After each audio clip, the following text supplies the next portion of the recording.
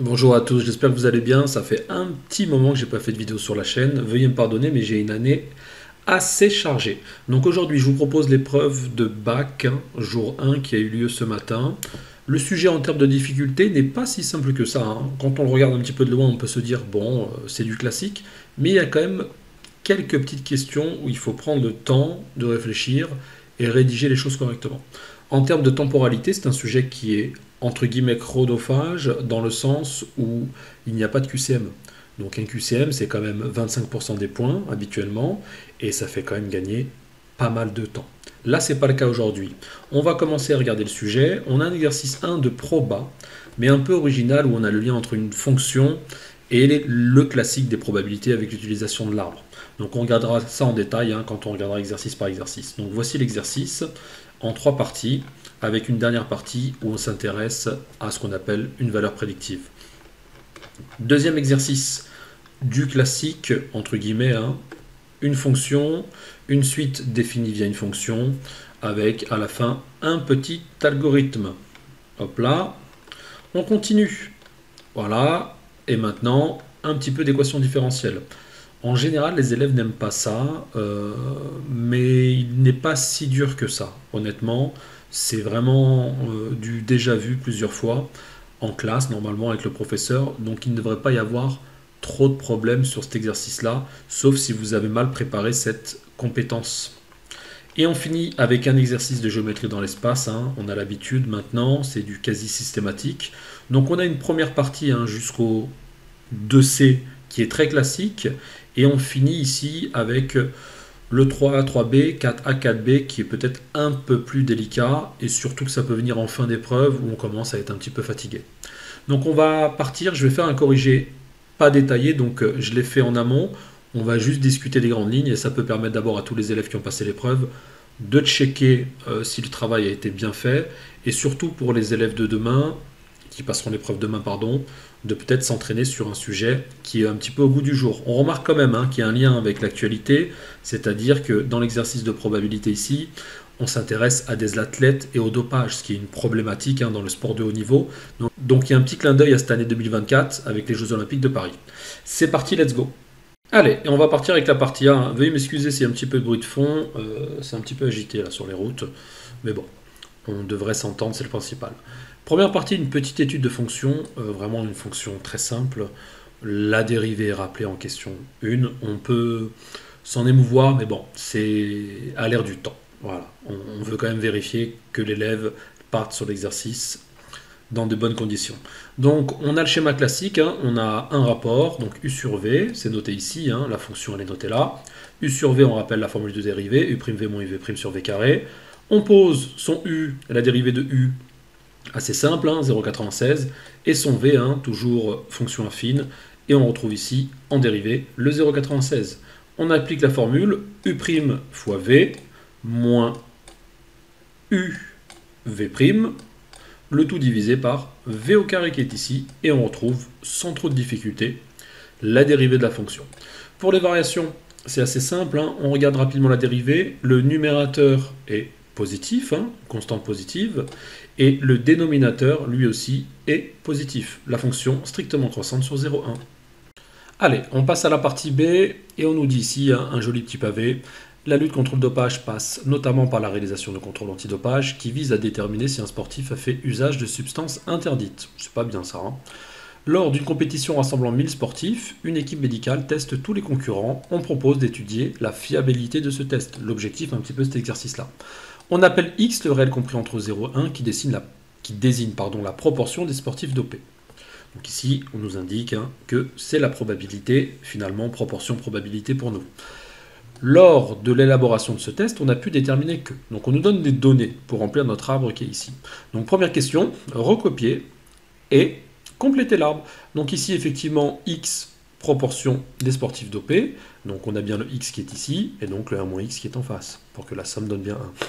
Ici, la donnée qui est là, on retrouve, on a le T qui vient après le D, c'est donc P de T, sachant D.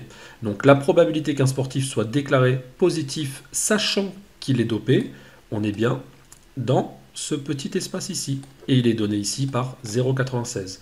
Donc on complète en bas 0,04. Et ici, le 0,03, c'est la probabilité qu'un sportif soit déclaré positif, sachant qu'il n'est pas dopé. Donc c'est P de T, sachant des barres. C'est ici, on est dans cette zone ici. Donc 0,03 et 0,97. Pas de difficulté de toute façon. Ici, on va vite se rendre compte si on a fait une erreur dans l'arbre, hein, d'accord ? En faisant ces calculs, si on ne tombe pas sur la valeur qui est donnée ici, bah c'est qu'on a un problème, on revient en arrière et on rebidouille et on vérifie ce qui n'est pas allé. Déterminer en fonction de x la probabilité qu'un sportif soit dopé et un test positif. Donc là, le et indique une intersection. Donc c'est P de D inter T. T pour test positif. Et on fait quoi? On regarde notre arbre qui est ici, P de D inter D, P de D inter T, les lettres se ressemblent, et on multiplie du coup les valeurs des branches, et on a 0,96 fois x qu'on retrouve ici. Ok. Ici, on vous demande de calculer la probabilité d'événement T. La lettre T est finalement en bout de branche, ce qui indique dans notre esprit rapidement l'utilisation de la formule des probas totales. Donc D et des barres forment bien un système d'événements complet, d'accord? Leur intersection est nulle et leur union forme l'univers dans lequel on travaille. On a donc, d'après la formule des probabilités totales, P de T, c'est P de D inter T, plus P de D bar inter T. Et on a du coup ici les valeurs 0,96x plus 0,03 1 moins x, hein, ici, hein, ça fois ça, plus ça fois ça, et on trouve la valeur qui est demandée. Donc si on s'était trompé ici dans les branches, hein, on aurait sûrement, et même 100% sûrement, trouvé quelque chose de différent. Et on revient en arrière et on double-check. Pour la question 4, pour cette question uniquement, on suppose qu'il y a 50 sportifs dopés parmi les 1000 testés. Donc en fait ici, on a la valeur de x. C'est donc 50 sur 1000, 0,05. Démontrer que la probabilité qu'un sportif soit dopé, sachant que son test est positif, donc ça veut dire quoi ça? C'est P de D, sachant T, est égal à l'image de 0,05 par la fonction de la partie 1. Ok? Donc la fonction de la partie 1 est ici, hein, donc on s'en souvient, et on va regarder si ça matche bien. Donc qu'est-ce qu'on a ici? P de D sachant T, c'est P de D inter T sur P de T. Ok? On a trouvé P de T à la question d'avant, P de D inter T à la question 2, et on complète ici. Et on retrouve quoi? Bah, la fonction de la partie 1. On regarde encore une fois, c'est bien ça. Sauf qu'ici, bah, x il vaut 0,05. Donc concrètement, on va calculer la valeur de P de T sachant T pour la valeur de x 0,05. Et on a donc ici P de D sachant T qui vaut bien f de 0,05. Ok? Donc ici on va compléter. Hein. Ici on était à la question 5. Ok, hop là, histoire de mettre un petit peu les choses au propre. Ici, pour la question 5, on vous demandait de déterminer à partir de quelle valeur de x la valeur prédictive positive du test étudié sera supérieure à 0,09. Donc on va regarder la définition de la valeur prédictive. On appelle valeur prédictive positive d'un test la probabilité que le sportif soit réellement dopé lorsque le résultat du test est positif. Donc en fait, on veut quoi ici? La probabilité de D sachant T. Ok? Donc on veut savoir pour quelle valeur de x cette valeur est supérieure à 0,9. On résout donc ici l'inéquation suivante. Hein. Donc ça, c'est pas très compliqué normalement. On a la fonction, le dénominateur est positif, d'accord? Il passe donc de l'autre côté sans changer le signe de l'inégalité. On fait attention.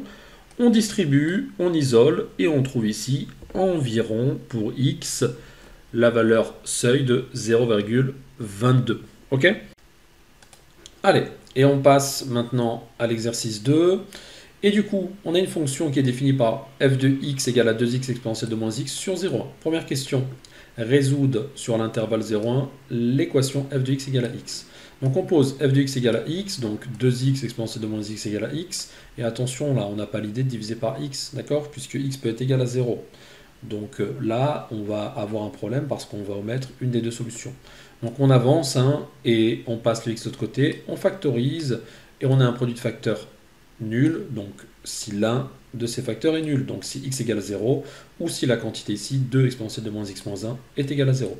On avance dans la résolution, on est à l'étape ici du coup en ayant mis le logarithme des deux côtés. Moins x égale à ln de 1,5 et ln de 1,5 c'est égal à moins ln de 2. Ok? Et on trouve à la fin x égale à 0 ou x égale à ln de 2. Deuxième question, on doit dériver la fonction et montrer que c'est égal à ça. On a du coup ici u qui vaut 2x, v qui vaut exponentielle de moins x. On retrouve le schéma du produit, hein. Donc u'v plus uv'. Et en faisant ces petits calculs tranquillement, on trouve bien l'expression qui est donnée ici.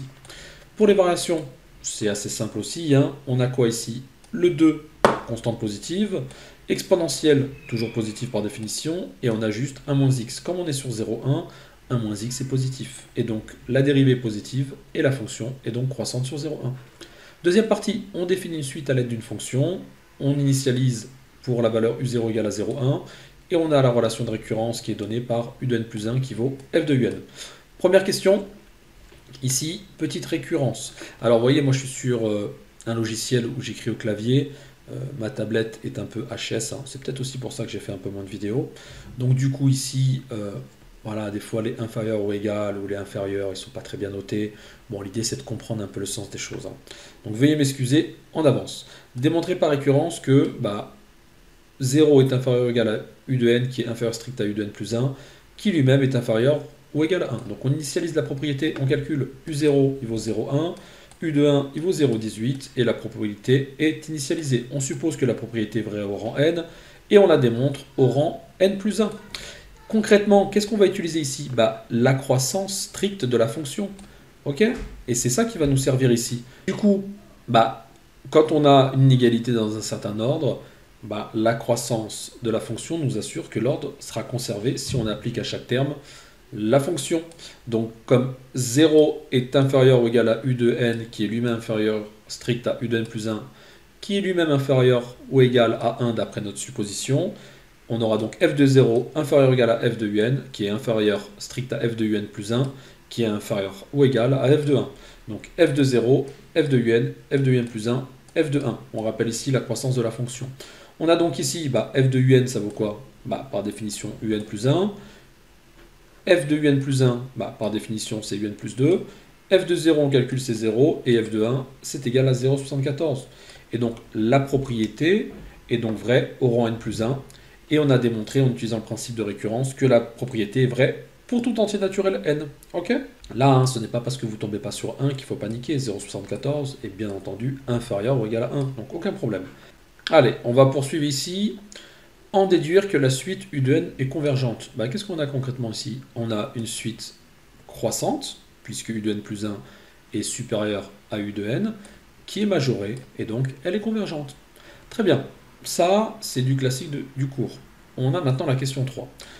Elle est convergente, et elle converge vers quoi cette suite? Vers une des solutions de l'équation f de x égale à x. Donc à ce stade-là, où elle converge vers 0, ou elle converge vers ln de 2, les solutions qu'on a trouvées à la question 1a.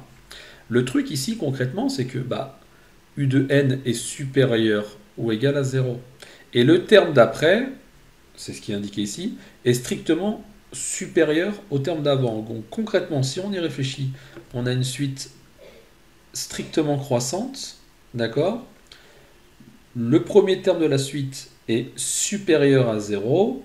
Donc on imagine mal une suite croissante qui démarre à 0,1 converger vers la valeur 0. Donc automatiquement, cette valeur-là est éliminée et on va conserver simplement la deuxième solution de l'équation f de x qui est égale à x et qui vaut ici ln de 2. D'accord? Question 4a. Justifier que ln de 2 moins u de n est positif. C'est évident, la suite un est croissante et convergente, on a alors u de n inférieur ou égal à sa limite, par définition. Et on finit ici avec un petit algorithme. Donc concrètement, on veut un script Python qui renvoie la valeur approchée de ln de 2 par défaut à 10-4 près. Ok? Donc tant que ln de u moins u est supérieur à 0,0001, donc 10-4, on va faire quoi? On va continuer notre algorithme, donc n égale n plus 1, et la valeur de u va devenir quoi? Le terme suivant. Donc ici, f de u. Ok? Donc on définira la fonction qui n'est pas définie ici. Donc on écrira ici la fonction de u exponentielle de moins u. Ok? On fait attention à ça. Et on fait tourner l'algorithme et on répond à la dernière question en dessous. Ok? Allez, on passe à l'exo 3 et ici un petit exo sur les équations différentielles. Donc on a une équation différentielle homogène ici, y' égale à y. Et première question, démontrer que l'unique fonction constante solution de l'équation différentielle E0 est la fonction nulle. Donc on va partir du principe, on va prendre une fonction nulle quelconque, hein, f de x égale à k, et on va montrer que on n'a pas le choix, forcément k doit être égal à 0. Donc imaginons que f de x égale à k vérifie l'équation différentielle, donc f' doit être égal à f, mais quelle est la dérivée d'une constante? C'est 0, et donc on se retrouve avec l'égalité k égale à 0, ce qu'il fallait démontrer. Forcément, cette fonction constante est la fonction nulle. Question 2, déterminer toutes les solutions de l'équation différentielle e de 0. Bon, ça, les enfants, c'est du cours, hein. On a le modèle, hein, c'est k exponentielle de ax. A, il est où en général? C'est celui qui multiplie le y.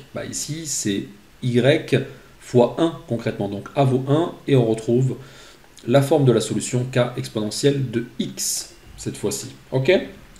Question 3, on définit h par 2 cos de x plus sin de x et on nous demande de démontrer que h est solution de l'équation différentielle e. Donc on fait quoi? On prend h ici, on la dérive et on vérifie quoi? Que la dérivée de h est égale à h, ok, moins le cos de x, moins 3 fois le sinus de x. Donc ici j'ai fait quoi? J'ai dérivé la fonction h, j'obtiens ici cos de x moins 2 sinus de x, on se rappelle, dérivée du cos moins sin, dérivée du sin, c'est le cos. Je calcule d'autre part h de x moins cos de x moins 3 sinus x, ce qui est ici. J'obtiens à la fin cos de x moins 2 sinus x, et je vérifie simplement que cette quantité-là égale à cette quantité-là, et j'aurais montré que h' est égal à h moins cos de x moins 3 sinus de x, ce qui veut dire que h vérifie bien l'équation différentielle e. On poursuit, on considère une fonction f est dérivable sur R. Démontrer que f est solution de E est équivalent à f moins h est solution de E0. Ça c'est boring, c'est des trucs que vous avez vu 32 fois en classe. Et c'est comme ça qu'on résout en fait finalement ce type d'équation différentielle à votre niveau. Ok? Donc on a quoi ici? On vous demande de démontrer cette proposition. Donc il faut la démontrer. Donc je vais partir, on a une équivalence, on va partir de là, et on va essayer de démontrer ce côté-là, et puis vice-versa. Donc si f est solution de E, on a quoi? Du coup, ici, f', ça vaut f moins cos de x moins 3 sinus de x. C'est ça, E. Ok? On va maintenant regarder si, en partant de cette hypothèse de départ, f moins h est solution de 0. Donc je vais prendre f moins h, et je vais essayer de vérifier qu'il vérifie bien l'équation différentielle y' égale à y, pardon. Donc je veux que f moins h' soit égal à f moins h. Donc je vais calculer f moins h', c'est donc f' moins h', c'est donc f moins cos de x moins 3 sinus de x. Pourquoi? Parce qu'en fait on a supposé que f était solution de l'équation différentielle e. Donc si c'est solution, f' vaut bien f moins cos de x moins 3 sinus de x. C'est ce que j'ai mis ici. Moins h, mais h, lui, on sait qu'il vérifie l'équation e, c'est la question 3. Donc je vais aussi écrire h sous cette forme-là. Au lieu d'écrire h', on va plutôt écrire h moins cos de x moins 3 sinus de x. En faisant attention au moins ici qui ramène des plus, ok, on obtient bien ici f moins h, et c'est ce qu'il fallait démontrer. Ok. Deuxièmement, on va partir de là, f moins h est solution de 0, donc c'est ce qui est écrit ici. Alors, ça veut dire quoi? F' moins h', c'est égal à f moins h. Mais si f' moins h' égale à f moins h, on a donc ici f' qui vaut f plus h' moins h. Mais encore une fois ici, et là il va falloir que je décale un petit peu, pardon. Hop là. H, qu'est-ce qu'il a comme particularité? Il est solution de cette équation différentielle ici. Donc du coup, h' moins h, ça vaut quoi? H', h ici. Donc si je passe le h de l'autre côté, h' moins h, ça vaut moins cos de x moins 3 sinus de x, ce qui est indiqué ici. Et à la fin, je trouve quoi? F' qui vaut f moins cos de x moins 3 sinus de x, ça vous rappelle quoi? L'équation différentielle ici. Donc f est bien solution de l'équation E. Et là, pour la question 5, on vous demande de déduire les solutions de l'équation différentielle. Donc d'après le cours, c'est quoi? Solution de l'équation homogène plus solution particulière. Regardez, l'équation homogène, elle apparaît bien ici. En d'autres termes, on fait quoi? On utilise la propriété qui est ici. F est solution de E est équivalent à f moins h est solution de E0. C'est ce qu'on utilise. Et on retrouve la solution k exponentielle de x plus 2 cos x plus sinus x. Maintenant, on veut trouver parmi l'ensemble de ces solutions l'unique solution qui vérifie une certaine égalité. G de 0 égale à 0. Donc on prend l'ensemble des solutions et on va regarder celle qui vérifie cette propriété. Donc en 0, ici on trouve quoi? Bah, k plus 2 égale du coup ici à 0. C'est ce qu'on veut. Sinus de 0, ça vaut 0. Cos de 0, ça vaut 1. Et on trouve la valeur k égale à moins 2. Donc la solution unique de cette équation différentielle E qui vérifie la propriété g de 0 égale à 0, elle est donnée par 2 exponentielle de x plus 2 cos x plus sinus x. Calcul d'intégrale assez simple, hein. On primitive, on connaît les primitives, on prend son temps et on trouve ici. Alors ici j'ai un petit souci parce que cette équation différentielle, hein, elle démarre, cette intégrale, elle démarre en 0. Donc on vous demande de calculer l'intégrale entre 0 et pi sur 2. Et vous devez trouver ici. Allez, on passe au dernier exercice, et ici un petit peu géométrie dans l'espace. 4 points nous sont donnés, 2 équations paramétriques de droite, hein, D1 et D2, ici. Première question, démontrer que A, B, C ne sont pas alignés. Alors, comme je vous l'ai dit tout à l'heure, hein, mon logiciel est très restrictif, j'ai fait le corriger en 1 heure assez rapidement pour qu'il soit disponible assez vite, donc veuillez m'excuser. Ici, bien entendu, hein, c'est le vecteur AB. J'ai pas mis de flèche, mais vous comprenez que c'est bien le vecteur AB. Ok, donc on calcule les coordonnées du vecteur AB. On trouve 1, 3, moins 2. Il peut y avoir des boulettes de calcul, hein. J'ai vraiment fait ça assez rapidement. J'ai checké, mais bon, on ne sait jamais, ça a l'air de matcher. On retrouve bien ce qu'il faut, donc bon, ça peut passer. Mais veuillez m'excuser au cas où, s'il y a un souci, hein, je retoucherai derrière ou en commentaire pour modifier ce qui doit être modifié. Ici, AB, on a les coordonnées, on fait pareil pour AC, hein, je double check. 1 moins 2, ça fait 3. Moins 1, moins 0, ça fait moins 1. Et 2 moins 2, ça fait bien 0. Et pour là, on a 2. Donc ça fait quoi? AB, pardon. Ça fait moins 1, moins 2, donc moins 1 plus 2, 1. On a 3 moins 0 et 0 moins 2. Ça a l'air de matcher. AB, vecteur AB et vecteur AC non collinaires, donc ABC non aligné. On va pouvoir considérer un plan et non pas une droite. Ici, montrer que le vecteur normal ici, ou que le vecteur, hein, c'est le vecteur normal, mais ça on le voit après, est bien orthogonal à ABC. Donc on fait quoi? On vérifie que, qu'est-ce qui engendre le plan? Bah, c'est le vecteur AB et le vecteur AC. Donc un vecteur qui est à la fois orthogonal au vecteur AB et à la fois orthogonal au vecteur AC est orthogonal au plan ABC. Donc ici, hein, le petit point, c'est le produit scalaire, et bien entendu ici, c'est des petites flèches qui devrait y avoir. Excusez-moi pour la flemme. Donc n scalaire AB, on trouve bien 0, et n scalaire AC, on trouve bien 0, n orthogonal au plan ABC. Justifier qu'une équation cartésienne de ABC est donnée par x plus 3y plus 5z moins 8 égale à 0. Donc on fait quoi? On a déjà un vecteur normal. Donc l'équation cartésienne a la forme suivante. X plus 3y plus 5z plus d égale à 0. On reconnaît quoi là? Qu'est-ce qui multiplie x, y et z? D'après votre cours, c'est quoi? Bah, c'est les coordonnées du vecteur normal. On a bien ici 1, 3, 5 et ça correspond bien. Il nous faut simplement trouver le d. Donc on fait quoi? On sait que bah, A ou B ou C appartiennent au plan, donc il vérifie l'équation du plan. J'ai choisi A.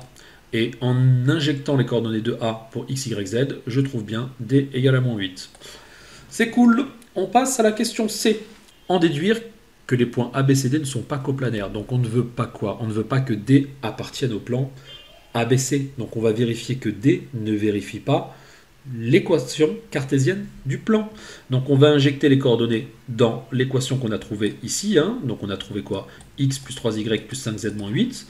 Donc ici, je fais le calcul, j'injecte les coordonnées de D, je trouve 0 plus 15 moins 8, et malheureusement, ça ne donne pas 0, ce qui nous montre que D n'appartient pas au plan, car ces coordonnées ne vérifient pas l'équation du plan. Ok? Allez, 3A, justifier que la hauteur D1 est la hauteur du tétraède ABCD issu de D. Donc cette partie, c'est peut-être la partie qui va vous embêter un petit peu. Hein. Certains, vous n'êtes pas à l'aise avec tout ça, mais bon, c'est pas si compliqué que ça quand on s'y penche un petit peu. Donc déjà, là, on a l'assurance comme D n'appartient pas au plan ABC, bah, on a cette configuration tétraédrique. Ok? Donc, justifier que la droite D1 est la hauteur. Ça veut dire quoi, la hauteur? Ça voudrait dire, d'abord, que le point D appartient à cette droite-là, puisque c'est la hauteur issue de D. Donc, je vais vérifier quoi? Je vais vérifier que le point D appartient bien à la droite D1. Donc, il faudrait que je trouve une valeur de t pour lesquelles j'arrive à retrouver les coordonnées du point D. Effectivement, si t vaut 0, qu'est-ce qu'on a ici? On a du coup 0, 3 fois 0, 0, et ici on obtient 3. Et on retrouve bien ici les coordonnées du point D. Attention ici, hein, c'est pas la valeur de 5, c'est la valeur de 3. Ok, c'est 3 plus 5 fois 0. Donc ici, je conclus, on met un petit espace, D appartient bien à la droite D1. Et maintenant, on a donc ici D qui appartient bien à la droite D1. Qu'est-ce que doit faire cette droite D1 pour être une hauteur? C'est quoi une condition? Elle doit couper le plan orthogonalement. Donc il faudrait finalement que cette droite-là soit dirigée par un vecteur qui est orthogonal au plan ABC. Donc le vecteur orthogonal au plan ABC, on l'a trouvé en 2A, il est donné, c'est 1, 3, 5. Donc ce vecteur-là, ok, devrait être un vecteur directeur de la droite D1. Mais c'est bien ce qu'on a ici, regardez.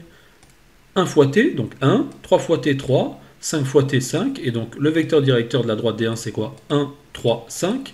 Et on retrouve bien les coordonnées du vecteur normal. Donc on a quoi ici? N, vecteur n bien sûr, est un vecteur directeur de la droite D1. La droite D1, qu'est-ce qu'elle fait? Elle passe donc par D et elle coupe perpendiculairement le plan ABC. C'est donc la hauteur du tétraèdre ABCD passant par D. C'est QFD. Pour la question d'après, on vous demande ici démontrer que les droites D1 et D2 sont séquentes. Donc on va faire quoi? On récupère les vecteurs directeurs des deux droites. Donc ici on avait quoi? Finalement le vecteur directeur c'était N. Ok? On va récupérer le vecteur directeur de la droite D2, c'est 3, moins 5, moins 6, il est noté ici. Et on voit que ce vecteur n'est pas collinaire au vecteur N. D1 et D2 sont donc séquentes. Ok? Et elles ont un point d'intersection qu'on va trouver. Donc on va résoudre quoi? X est égal à X et on va chercher les valeurs de T et de S qui vont satisfaire ce système. Je vais donc prendre les deux premières lignes. Je vais avoir T égale à 1 plus 3S, 3T qui vaut moins 1 moins 5S. Je résous et je trouve les coordonnées suivantes. Donc, elles sont séquentes, on a déterminé les points d'intersection. Allez, on passe à la question 4A, déterminer les coordonnées du projeté orthogonal H du point D sur le plan ABC. Donc, on a quoi ici? H, c'est quoi? C'est finalement le point d'intersection de la droite D1 et du plan. Comment je sais que c'est le projeté orthogonal? Parce que D1, c'est quoi? C'est la hauteur issue de D. Ok? Donc, elle descend et elle coupe perpendiculairement le plan. Ok? Donc, ici, je vais chercher quoi? Je vais chercher, rappelez-vous, une équation paramétrique, c'est quoi? C'est finalement un ensemble de points qui définit la droite qu'on retrouve en faisant bouger le paramètre t. Moi, je cherche le paramètre t, ok, qui m'assure que le point que je vais prendre sur cette droite-là soit à la fois sur D1 et dans le plan ABC. Je vais donc injecter t, 3t, 3 plus 5t dans l'équation du plan et je vais chercher la bonne valeur de t. Ok? Ici, je trouve t égale à moins 1 cinquième. Et ça me permet ici de retrouver les coordonnées du point H. Comment je fais une fois que j'ai trouvé mon t? J'utilise ici l'équation paramétrique et je trouve le point de coordonnées x, y, z pour t égale à moins 1 cinquième. Et on trouve ici moins 1 cinquième, moins 3 cinquièmes et 2 si j'ai pas fait d'erreur de calcul. Et pour la dernière question, qu'est-ce qu'on cherche concrètement? On cherche la distance DH. Ok? Oui, la distance d'un point à un plan, c'est la distance la plus courte. C'est donc toujours la distance entre D et le projeté de D orthogonalement sur le plan ABC. Donc on cherche ici la distance DH. On a cette égalité suivante, au carré. On va donc ici calculer et on va avoir ici, du coup, XH. XH, on a trouvé, c'est moins 1 cinquième. Ok, moins XD. XD, c'est 0. Donc ça fait 0. 0 au carré.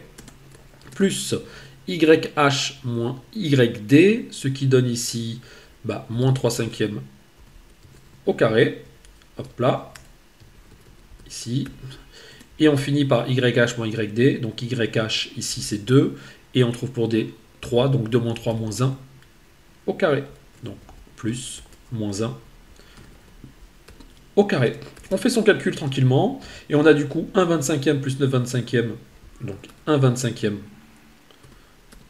plus 9 25e plus 1, 25 sur 25.